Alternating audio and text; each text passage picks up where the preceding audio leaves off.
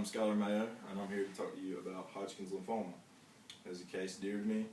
I was actually diagnosed with Hodgkin's lymphoma while I was at Southeastern. I'm a student athlete, and February 15th I was diagnosed, and various things happened. Some facts about it. Found in 1832. More of your common people who have it would be anywhere from the ages of 20 in young adults and elderly patients over 55. It is more prominent in your males. You have a higher risk if you had mono before. A year ago to the day that I was diagnosed, it was believed that I had mono at my last school. Also, you have over 9,000 new cases this year that will come out. I'm one of those cases. And you have a higher cure rate in Hodgkin's lymphoma. It is more of your easiest to treat, more curable, it's easy to knock out. Symptoms. You have painless swelling of the lymph nodes, which would be in your neck region, underarm, or in your groin. You have fever, night sweats, weight loss, fatigue, and itchiness or sensitive skin. Fevers, they'll range anywhere from 96 to 103 degrees. They'll make you feel like you have chills, get really cold, or you could be burning up. It all depends. Night sweats, pretty self-explanatory. The night sweats happen mainly at night while you're asleep. You'll wake up, you'll be drenched head to toe, need to get a shower, wash your sheets, might flip your mattress. It's literally exhausting to go through that. Weight loss. Weight loss is not that bad. I lost 25 pounds in 2 weeks. Everybody's mostly like, oh yeah, weight loss, great. But it's really not. The weight will come back though after a few treatments. Fatigue, it's pretty easy to say.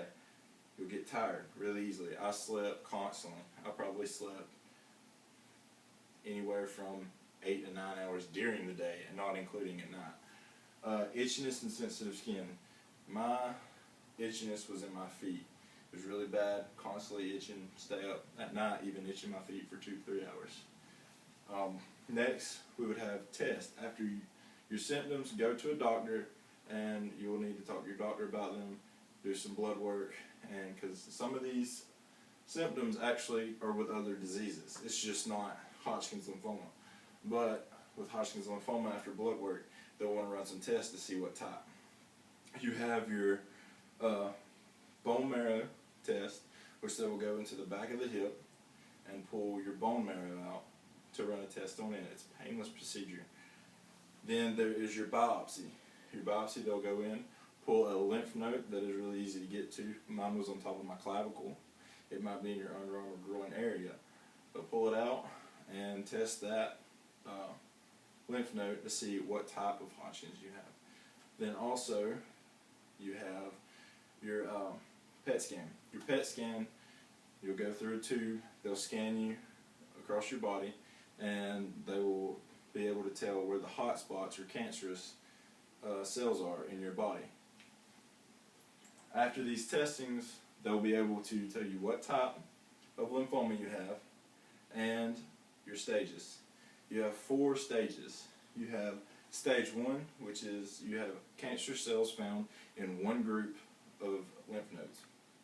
Stage 2, you would have 2 lymph nodes that have cancerous cells, and it's on one side of the diaphragm. You have stage 3, both sides of the diaphragm are involved. And you have possibly your liver, lungs, and spleen. Mine was my spleen. I was a stage 3.